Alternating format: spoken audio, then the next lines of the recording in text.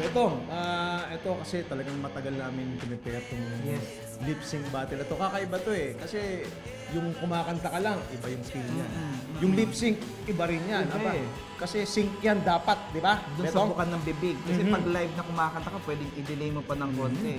Pero ito talagang, kailangan talaga sync na sync. Kung humihinga, may hinga ka. Kung stop, stop ka. Dapat ganun, no? Kung ano yung buwelo ng totoong singer, yun din ang buwelo mo. Ito lang masasabi ko, makinig kayong dalawa. Kami, kayo, may edge. Kami, may age. Tama ba? Well, it's shocking. It's adrenaline pumping, mind-boggling. And you know, the intensity is that the eruption, no? Yung pinaka focal point niya. Eh kailangan yung malaman kasi doon namin uhugutin yung pinaka edge. That's true. Lip Sync Battle Philippines.